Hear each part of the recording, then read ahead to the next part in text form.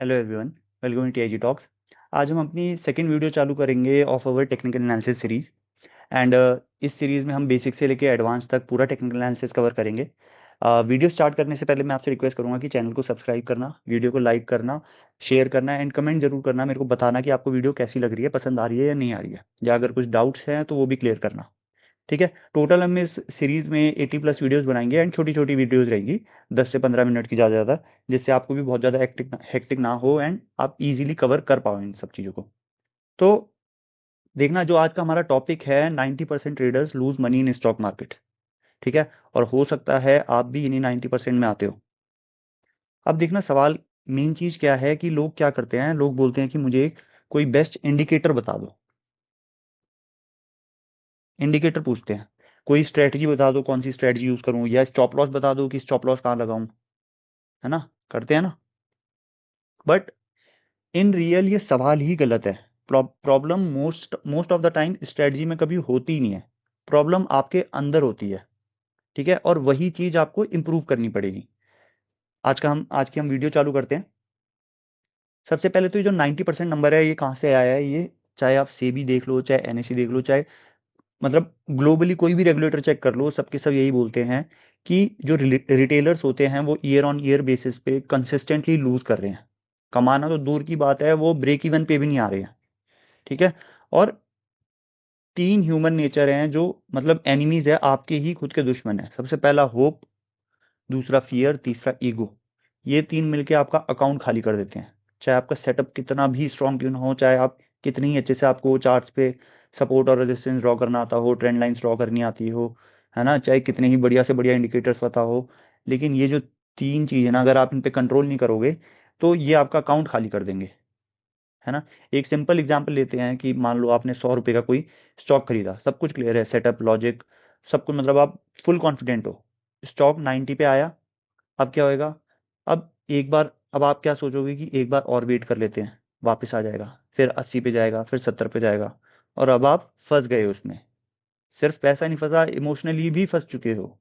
क्योंकि अब क्या है, जब 100 से 90 गया, 80 गया, 70 गया, अब जो है बात सिर्फ पैसे की नहीं है, इमोशनली भी फंस गए हो, आपकी ईगो पे बात आ गई है ना, कि भाई अगर बेच दिया तो मैं गलत हो जाऊंगा, मेरा सेटअप गलत हो जाएगा, क्योंकि ये सेटअप पिछले 4-5 बारी आपको जिता चुका है ना, पिछले 4-5 बारी सही प्रूव हो चुका है, तो अब ये गलत कैसे हो सकता है? अब तो ये सही होएगा।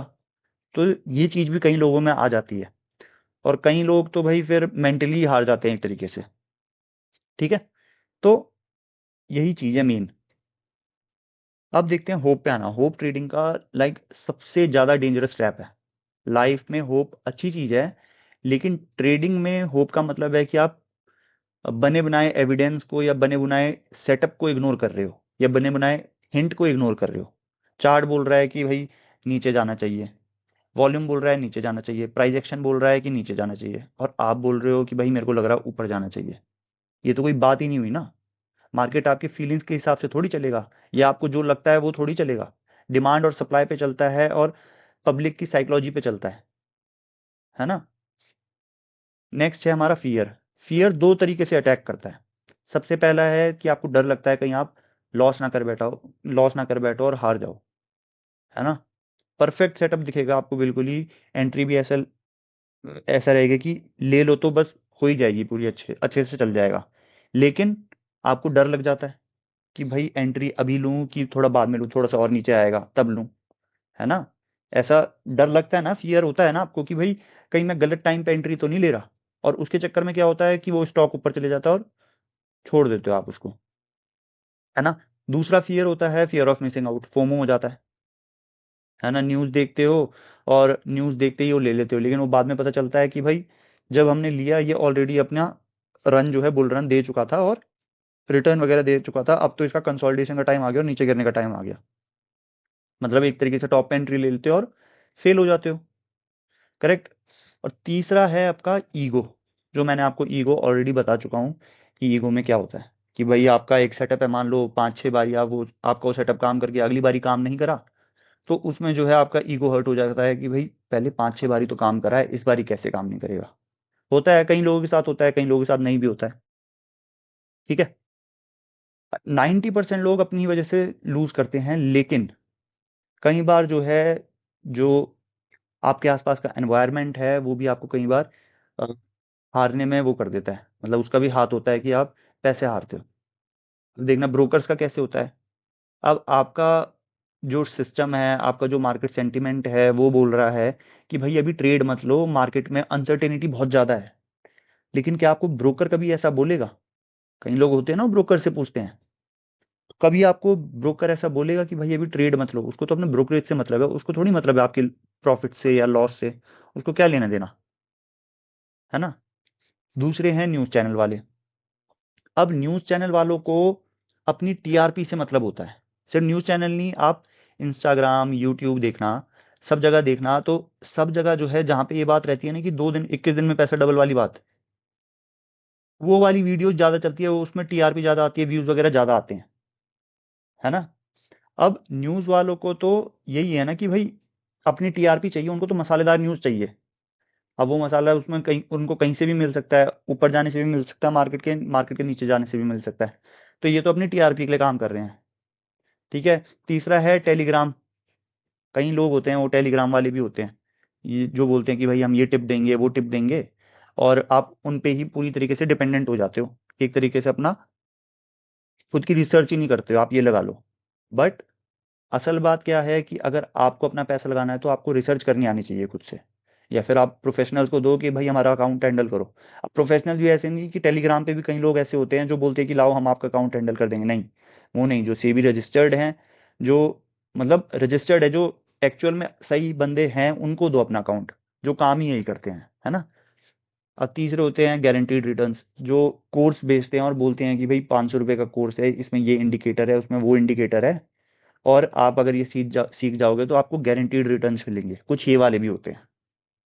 ठीक है, तो इन पे भी हमेशा ध्यान रखना है आपने। अब देखना कि 90% तो देख लिया हमने कौन होते हैं, लेकिन वो 10% वाले कौन होते हैं। 10% वाले लोगों की कुछ बातें होती है, कुछ खास बातें होती है, वो आपको ध्यान रखनी है। लॉस को कभी भी वो पर्सनली नहीं लेते। उनके लिए जो लॉस है वो एक तरीके से डेटा है कि भाई उनको नोट करो, और आगे चल के वो गलती ना हो, वो देखो और मूव ऑन करो, बस खत्म। उससे ज्यादा उनके लिए कुछ नहीं है लॉस। ठीक है। प्रोसेस को फॉलो करते हैं, अपने सिस्टम को फॉलो करते हैं, रिजल्ट को मतलब बीच में नहीं लाते, रिजल्ट की वजह से अपना जो सेटअप है उनका, जो भी प्रोसेस है उसको इफेक्ट नहीं होने देते हैं। ठीक है। वो कंसिस्टेंसी पे बिलीव करते हैं कि ठीक है भाई, 2 ट्रेड में लॉस हो गया, नेक्स्ट 5 ट्रेड में फायदा हो गया, 6 ट्रेड में फायदा हो गया। वो इस चीज पे देखते हैं कि कंसिस्टेंसी बनी रहनी चाहिए। ठीक है, अगली 2 में फिर लॉस हो गया, लेकिन 6 में वो हो गया फायदा, है ना। ये चीज होना चाहिए। हाँ, अगर ऐसे है कि भाई लगातार 15-20 ट्रेड में नुकसान ही हो गया, तो बात ही अलग है, तो सेटअप पे अपने ध्यान देना चाहिए। बट हाँ, अगर ऐसी चीज है कि भाई 2-3 उसमें लगातार लॉस हो गया आपको, मान लो, उसके बाद लेकिन आपके अच्छे चले गए, 6-7 ट्रेड बढ़िया चले गए, तो कोई दिक्कत नहीं है इसमें। आपकी अगर अ, आपकी अगर एफिशिएंसी 65-70% से ऊपर है तो बहुत बढ़िया चीज है, कोई दिक्कत नहीं है ना। 60% से ऊपर एफिशिएंसी इज गुड, इनफैक्ट 50% से ऊपर एफिशिएंसी भी गुड है। बस वही है, रिस्क रिवॉर्ड का आपको ध्यान देना पड़ता है। ठीक है। नेक्स्ट है प्रोटेक्ट योर सेल्फ। कोई भी ट्रेडर, आप ये चीज लिख कर ले लो, पैसे कमाने का मत सोचो, सबसे पहले पैसे बचाने का सोचो। Protect your capital. Protect capital. अगर आप पैसे बचाना सीख लोगे ना, तो अपने आप ही नेचुरली फ्लो आ जाएगा कि आप पैसा बना भी लोगे। समझ रहे हो? मतलब कैपिटल प्रोटेक्ट करना इज मस्ट। आप सरवाइव कर पाओगे मार्केट में तभी टिक पाओगे। और बस आपको सरवाइव ही करना है, पैसा खुद ही आएगा। आप चाहे आप चेक कर लेना, खुद ही देख लेना, है ना। कई बार जो है ट्रेड ना लेना भी बहुत बड़ी समझदारी होती है। आप ट्रेड को ना लेना भी सीखो, जरूरी नहीं है कि रोज आपने ट्रेड लेनी ही लेनी है। ठीक है। अब देखना, पिछली वीडियो में मैंने आपको क्या बोला था। पिछली वीडियो में मैंने आपको बोला था कि टेक्निकल एनालिसिस का मतलब है साइकोलॉजी। अब आपको समझ आ गया होगा कि मैंने ऐसा क्यों बोला था। अगर आपको मार्केट को समझना है तो पहले, सबसे पहले तो लोगों को तो समझना ही है, जो मार्केट के पार्टिसिपेंट है उनको तो समझना ही है, बट उससे पहले खुद को समझना पड़ेगा, है ना। सेल्फ को समझना पड़ेगा सबसे पहले। अपना फियर देखो, होप देखो, ईगो देखो, ये सब चीजें, छोटी छोटी चीजें है ना, इन सब का ध्यान रखो, इनको कंट्रोल में रखो, है ना।